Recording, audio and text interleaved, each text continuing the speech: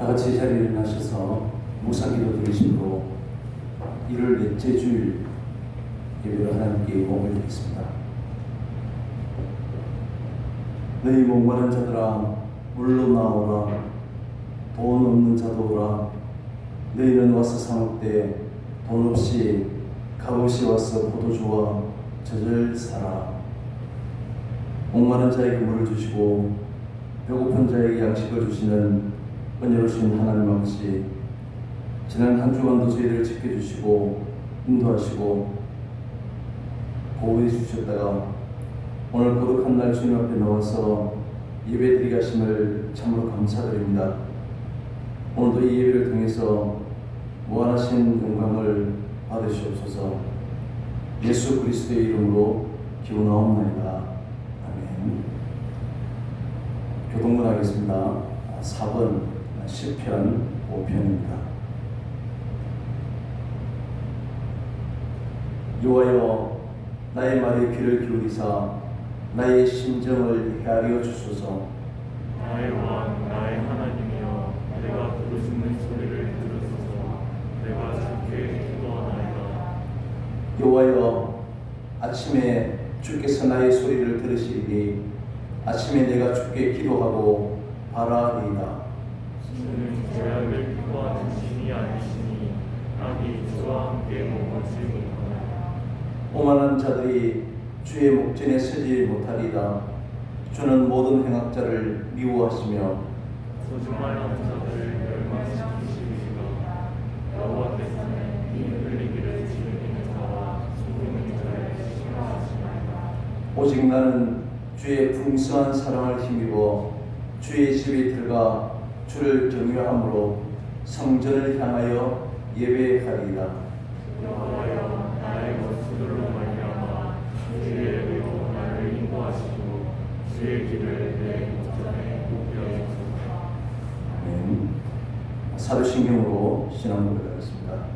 전능하사 천지를 만드신 하나님 아버지를 내가 믿사오며 그 외아들 우리 주 예수 그리스도를 믿사오니 이는 성령으로 잉태하사 동정녀 마리아에게 나시고 본디오 빌라도에게 고난을 받으사 십자가에 못 박혀 죽으시고 장사한 지 사흘 만에 죽은 자 가운데서 다시 살아나시며 하늘에 오르사 전능하신 하나님 우편에 앉아 계시다가 저리로서 사는 자와 죽은 자를 심판하러 오시리라.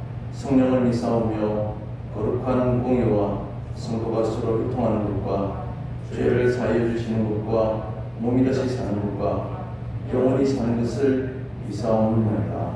아멘. 540장 찬송하겠습니다. 주의 음성을 내가 들으니 사랑한단 말이세. 믿는 마음으로 주께 가오니 나를 영접하소서.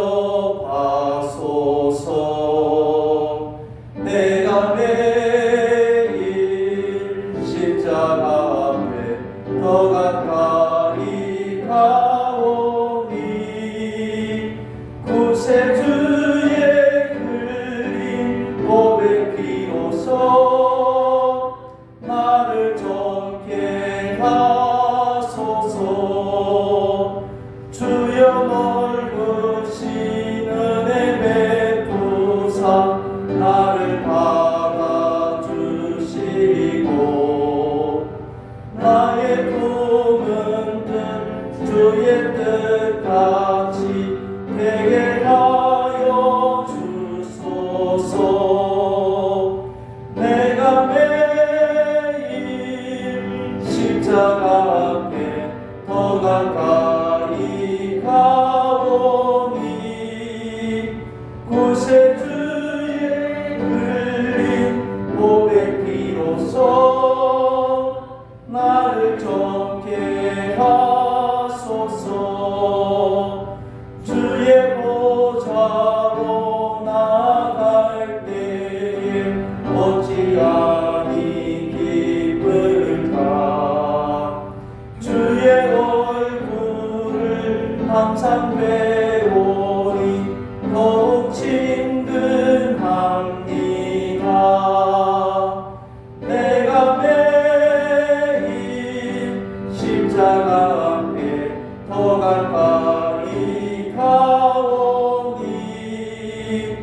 구세주의 흘린 몸의 피로써 나를 정케 하소서. 넓은 사랑을 청량할 자 없으며 주가 주시는 참된 기쁨으로 헤아릴 수 없도다. 내가 매일 십자가 앞에 더 가까이 가오니 구세주의 흘린 몸의 피로써 나를 정케 하소서. 아멘.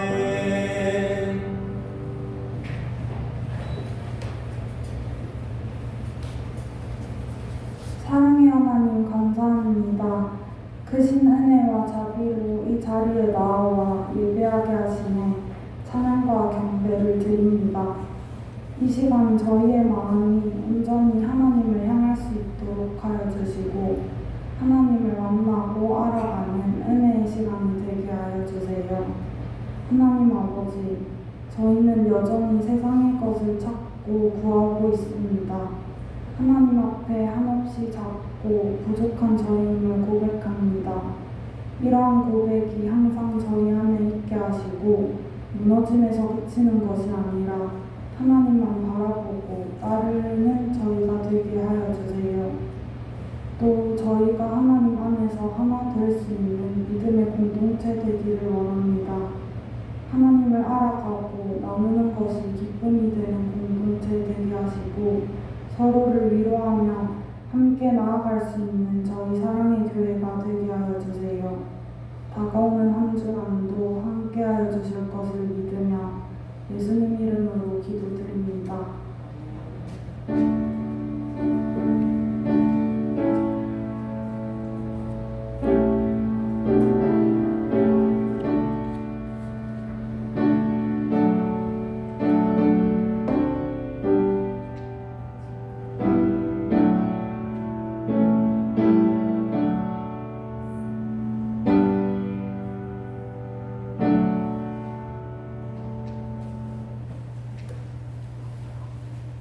네, 말씀 드리겠습니다.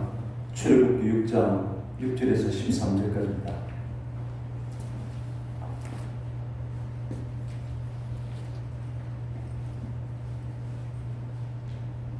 같이 읽겠습니다.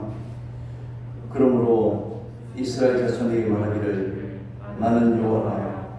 내가 애굽 사람의 무거운 짐 밑에서 너희를 빼내며 그들의 노역에서 너희를 건지며 편칼과 여러 큰 심판들로서 너희를 속량하여 너희를 내 백성으로 삼고 나는 너희 하나님이 되리니 나는 애굽 사람의 무거운 짐 밑에서 너희를 빼낸 너희의 하나님 여호와인 줄 너희가 알지라. 내가 아브라함과 이삭과 야곱에게 주기로 맹세한 땅으로 너희를 인도하고 그 땅을 너희에게 주어 기업을 삼게 하리라. 나는 여호와라 하셨다 하라.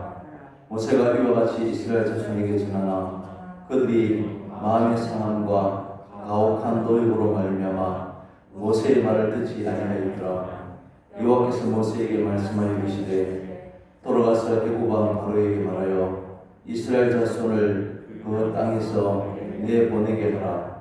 모세가 여호와 앞에 하여 이르되 이스라엘 자손도 내 말을 듣지 아니하였거든 바로 어찌 들으리까? 나는 입이 둔한 자니이다.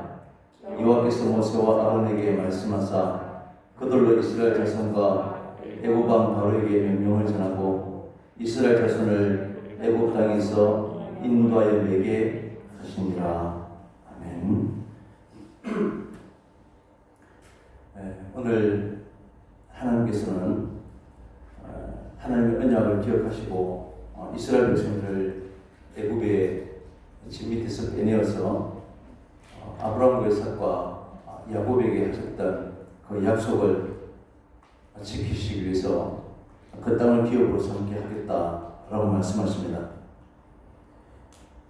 모세는 이 하나님의 언약을 이스라엘 백성들에게 전하게 되지만 그런데 이스라엘 백성들은 이미 마음이 상해서 모세의 말을 듣지 아니했다라고 말합니다.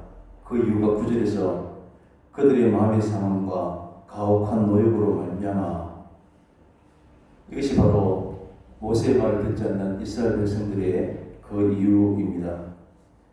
사장에서 이스라엘 자손들에게 하나님의 말씀을 모세가 전할 때 처음 그들을 머리를 숙여서 하나님께 경배하는 모습을 보여주었습니다.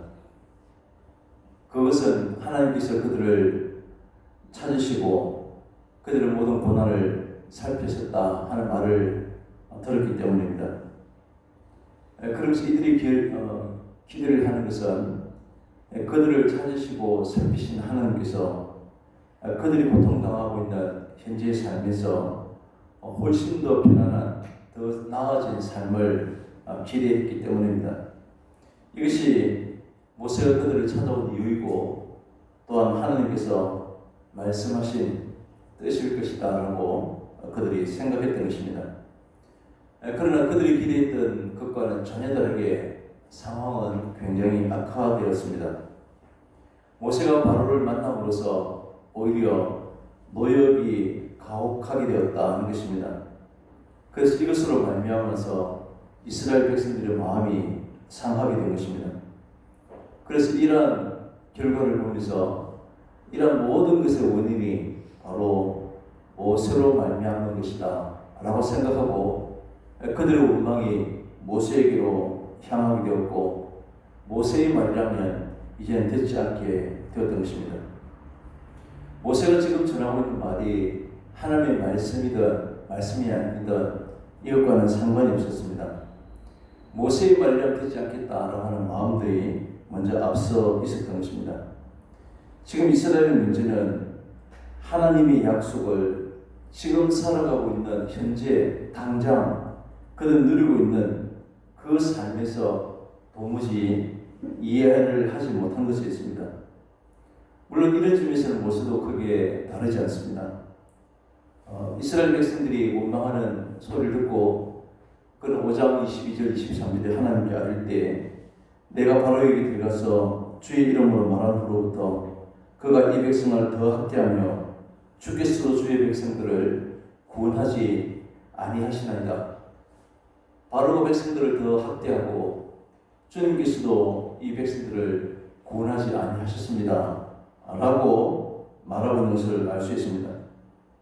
모세도 하나님이 그에게 이미 약속하셨지만 순수히 바로가 백성들을 내놓지 않을 것이다 말씀하셨지만 그래도 하나님 말씀에 순종하고 하나님 일에 헌신하게 되면 모든 일들이 형통해질 것이다. 현재의 삶에서 이것을 확인하고자 했던 것입니다. 모세나 이스라엘 백성들이나 이런 면에서는 동일한 모습을 보여주고 있는 것입니다. 지금 이스라엘은 모세를 원망하고 또 모세는 하나님을 원망하는 그런 모습입니다. 이런 모든 것이 바로 당장이 그들이 땅을 딛고 살아가는 현실적인 문제가 전혀 해결되지 않고 오히려 더 힘들어졌기 때문입니다.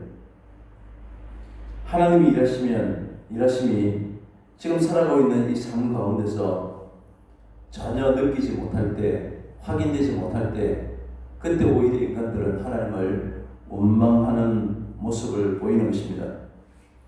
이것은 우리 또한 별반 다르지 않을 것입니다. 그렇다면 만약 하나님께서 바로로부터 고통당한 이스라엘 백성들의 노역을 중지시킨다든지 해방되게 하셨다면 이스라엘 백성들은 하나님으로부터 전적인 은혜만 생각하고 원망하지 않은 삶을 살 수 있었겠습니까? 물론 그 순간 노역에 끼치는 그 순간 하나님의 은혜입니다 라고 찬양하고 간증할 수 있을 것입니다. 이 모든 것이 전적인 하나님의 은혜임을 하나님께 영광을 돌립니다 라고 할 수 있지만 우리는 그것이 오래 지속되지 못한다는 것을 잘 알고 있습니다.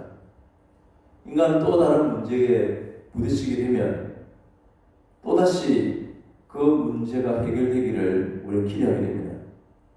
해결되면 다행이지만 그렇지 않으면 말씀을 듣고자 하는 마음도 우리 사라지고 하나님의 존재도 부정하는 모습으로 나아가게 됩니다. 이런 모습들은 앞으로 살피게 될 광야의 이전 가운데 우리가 얼마든지 확인할 수 있는 그런 모습들입니다. 사람들은 언제든지 지금 당면한 문제 앞에, 현실 앞에 붙들려 살아가고 있습니다. 그런데 하나님의 말씀은 지금 당장의 내 문제를 해결하기 위해서 약속하신 문제가 아니었습니다. 인간에게 있는 근원적인 아주 가장 근본적인 문제를 약속하신 것입니다. 이것은 바로 죄로 인한 죽음입니다. 모든 인간은 죽게 되어 있습니다. 성경은 죄의 삭은 사망이라고 말씀합니다. 그래서 누구나 죽음에 대한 두려움을 가지고 우리는 하루하루를 살아갑니다. 그런데 우리를 죽음으로 이끌어가는 이 죄의 문제가 예수 그리스도로 말미암아서 모든 것이 다 해결되었습니다.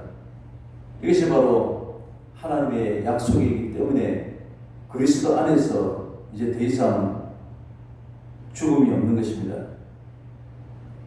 아담이 선악과를 따먹은 이 사건 이후로 전혀 해결되지 못했던 죄의 문제, 죽음의 문제가 바로 십자가를 통해서 우리가 해결된 것입니다. 우리 가장 근원적인 문제가, 죄의 문제가 해결된 것은 바로 우리 인생의 모든 문제가 해결되었다는 것을 뜻하는 것입니다. 이것이 바로 예수 그리스도를 주로 고백하고 믿는 우리가 누리는 혜택이라고 말할 수 있습니다. 그럼에도 불구하고 지금 현재 삶에 도움이 되는 그 무엇인가를 우리는 자꾸만 원하고 있습니다. 죄나 죽음에 대한 말은 더 이상 우리가 듣고 싶지 않은 것입니다. 현재의 문제가 해결된다고 해도 그냥 우리는 기쁨과 평강으로 영원토록 그렇게 살아가지를 못합니다. 또 다른 문제가 생기면, 또 다른 어려움이 부딪히게 되면 또 염려하고 불안한 모습을 보이게 되는 것입니다. 결국 지금의 문제가 해결되고 잘 되는 것이 우리의 믿음의 문제가 해결되는 것이 아님을 알 수 있습니다. 우리는 하나님 앞에서 그리스도 안에서 영원한 기업을 소망해야 합니다. 이 영원한 기업이 하나님의 변치 않으시는 약속인 것입니다.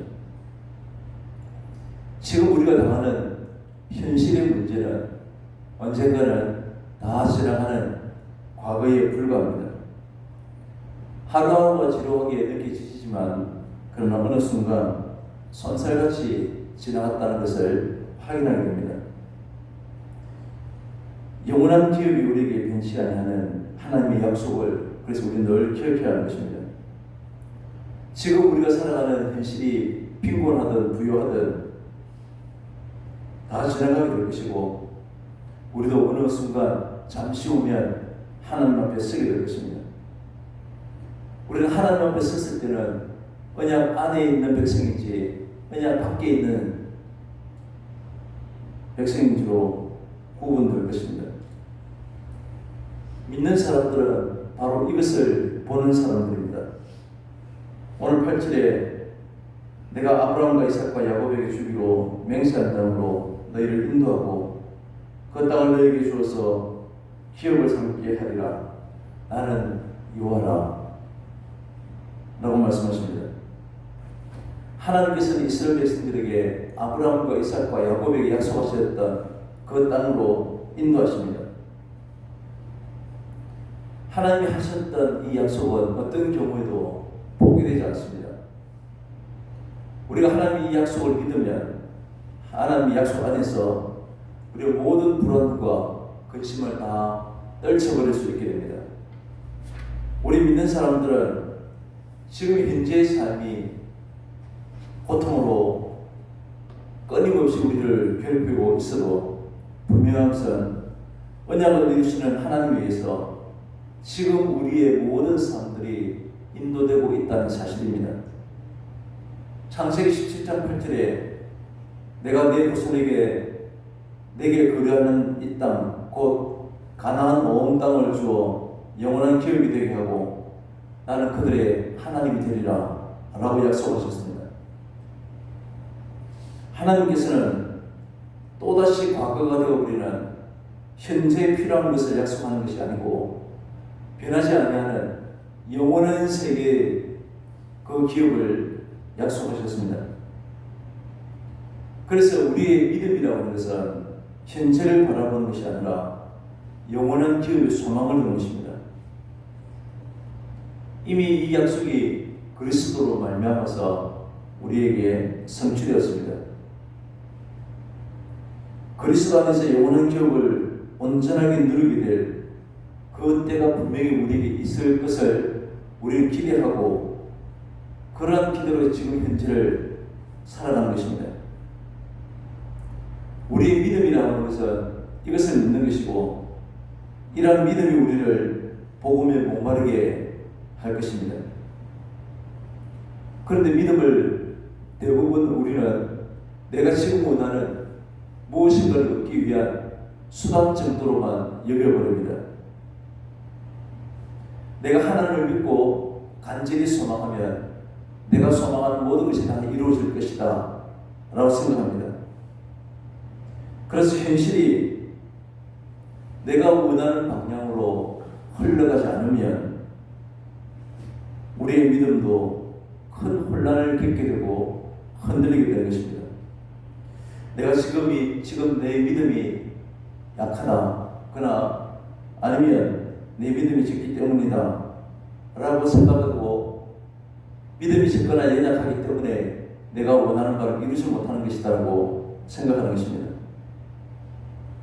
때로는 끊임없는 고통 가운데 있을 때 하나님께서 왜 이런 고난들을 허락하시는가 라고 질문하기도 합니다.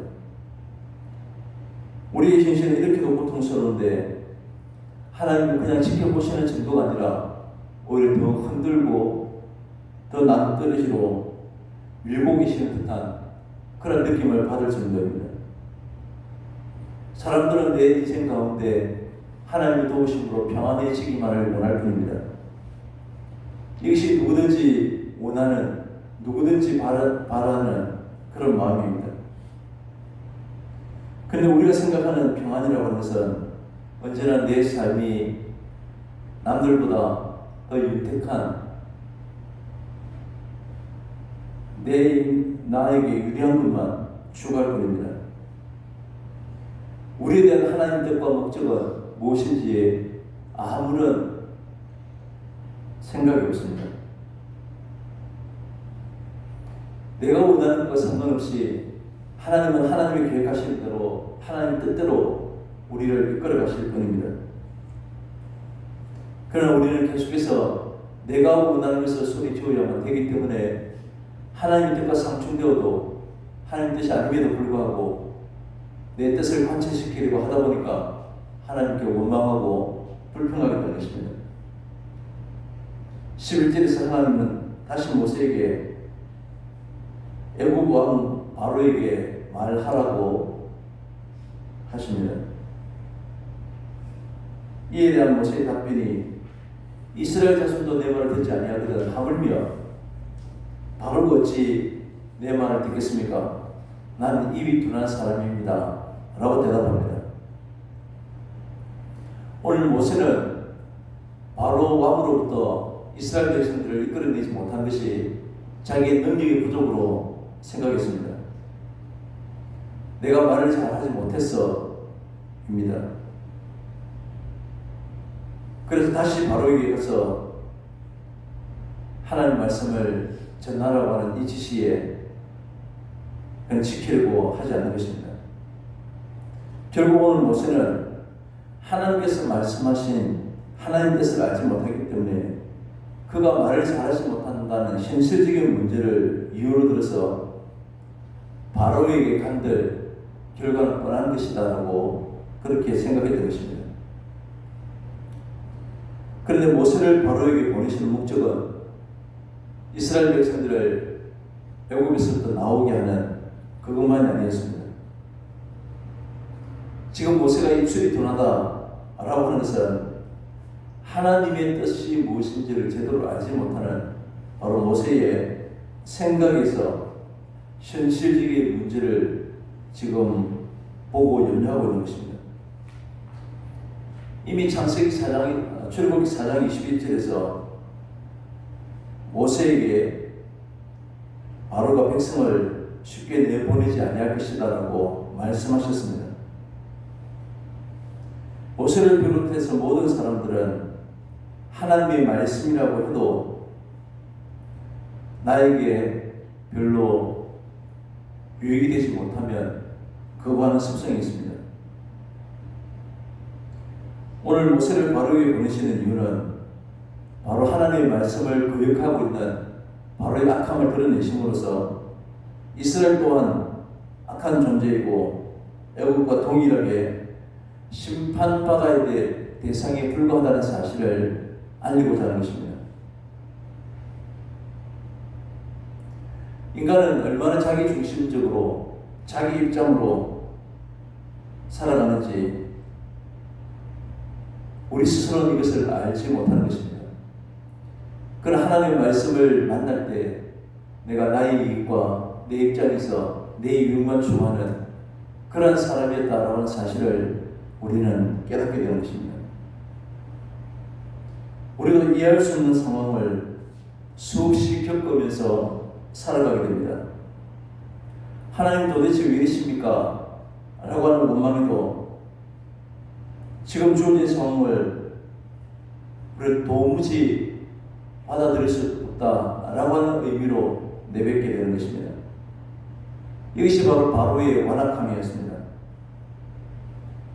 우리가 잘 알고 있는 포도 품꾼은 비유해서 하루 종일 일을 했던 일찍 온 일꾼이나 겨우 한두 시간 일한 일하는 사람이나 동일한 품삯을 받게 됩니다.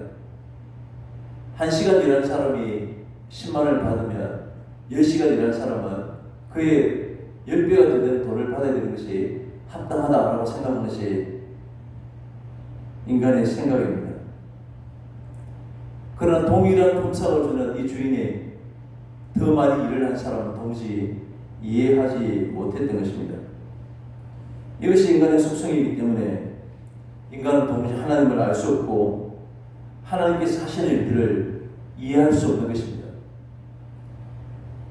하루 일당을 10만 원 주기로 약속한 사람은 하나님께서 그 약속을 해주신 것으로 주인에게 일할 수 있는 자리를 내어준 것으로 감사하고 기뻐해야 되는데 적게 일하는 사람과 동일한 품삯을 보면서 불평하고 원망하고 주인을 이해하지 못하는 것입니다.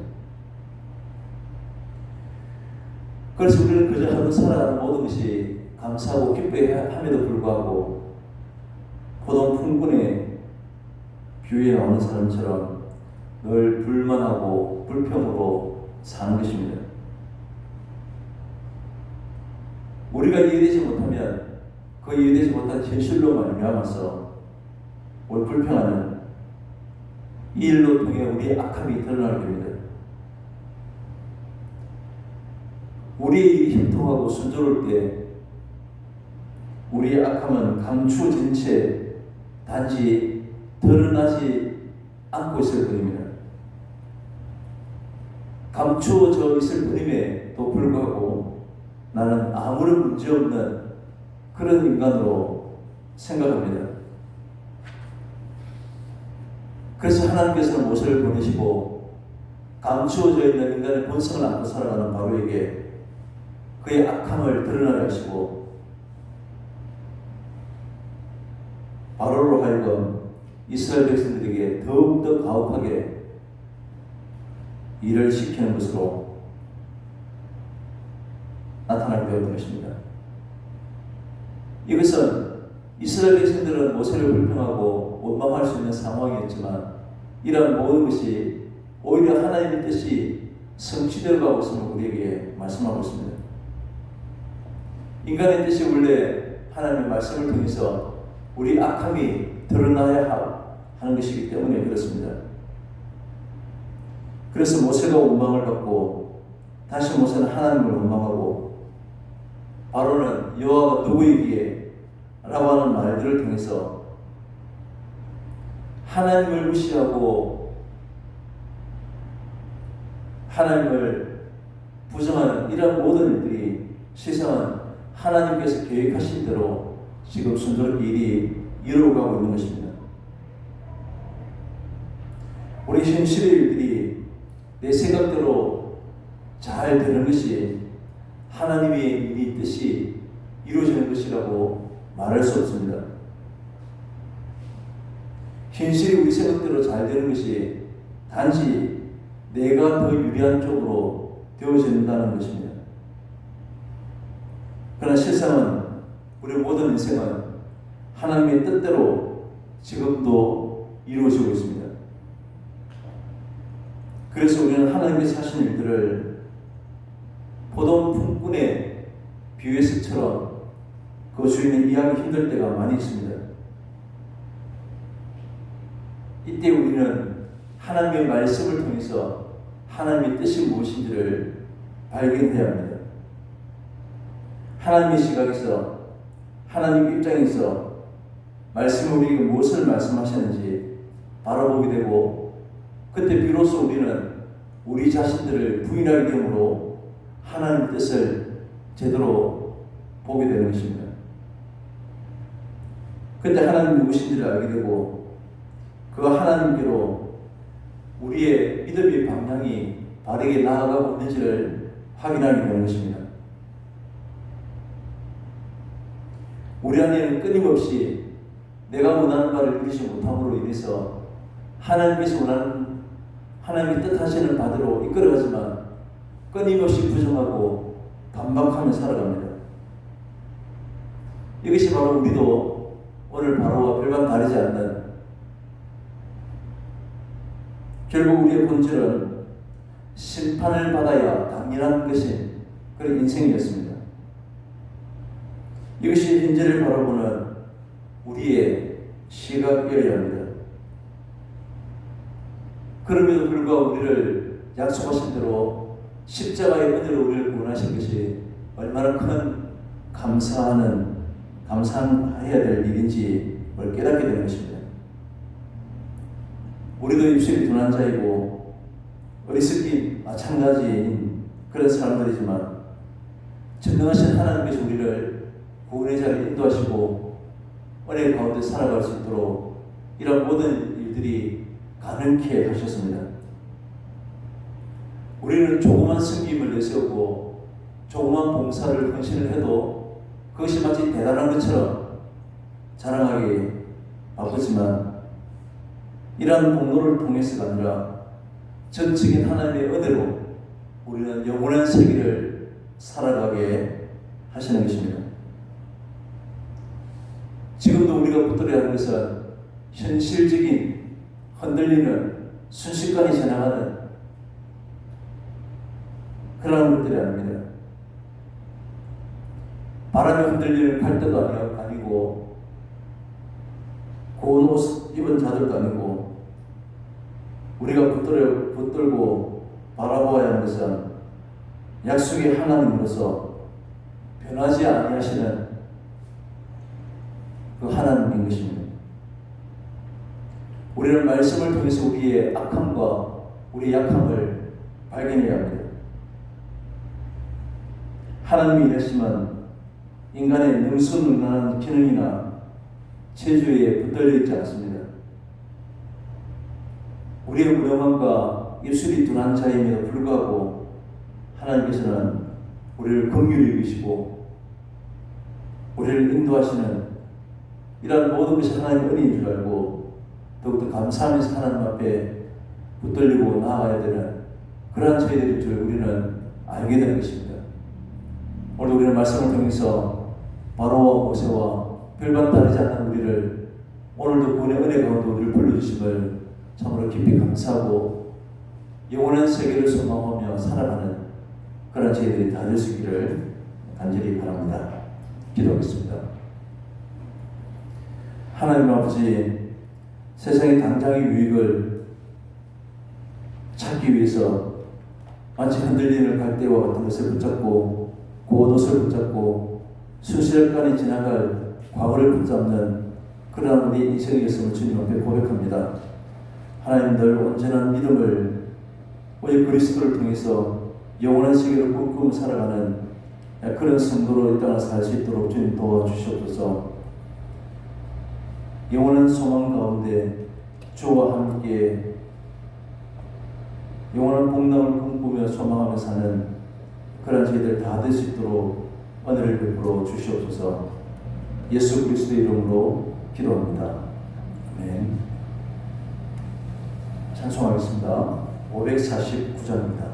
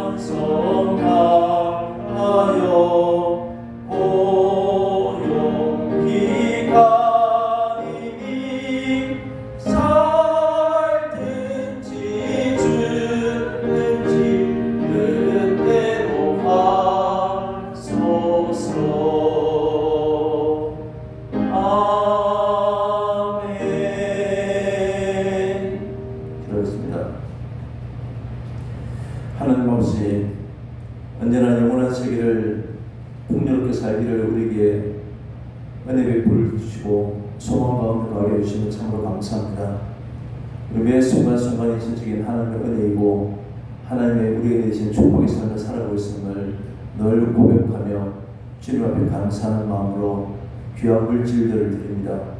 이러한 물질이 사용되는 곳마다 하나님이 참으로 기뻐하시는 하나님의 영광이 드러나게 하여 주시옵소서. 예수님의 이름으로 기도합니다. 아멘. 교회 소식 주를 참조하시기 바랍니다. 계속해서 확진자가 또 7,000명씩 계속되고 있는데 우리 개인의 방역을 철저히 잘 지켜주시고 빨리 회복될 수 있도록 지금도 고통받을 가운데 이웃들을 위해서 함께 기도해 주시면 감사하겠습니다. 우리 이후 예배는 10시 40분 찬양부터 11시 등을 기억해 주시기 바랍니다. 다음 주에는 설 연휴 관계로 우리가 9시 11시 예배 연합으로 남예배를 드리겠습니다. 착오 없으시기 바랍니다.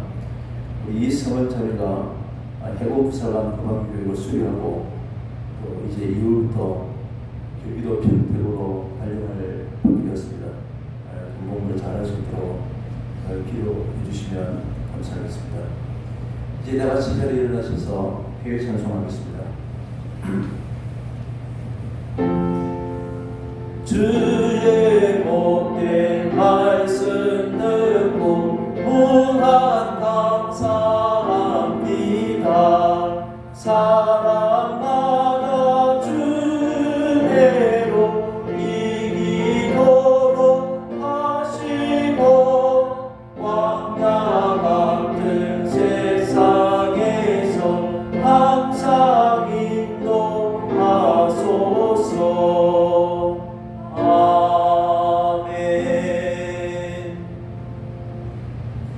지금은 우리 구주 예수 그리스도의 은혜와 우리를 자녀 삼으시고 생명과 능력을 주시는 하나님의 크신 사랑하심과 온전히 믿음의 삶을 살게 하시는 성령님의 역사하심과 교통하심이 전능하신 하나님만 전적으로 신뢰하며 살기를 원하는 우리 주의 사랑하는 우리 모든 성도님들과 흩어져 예배드리는 사랑하는 모든 지혜들 위해 영원토록 함께 있을지어다.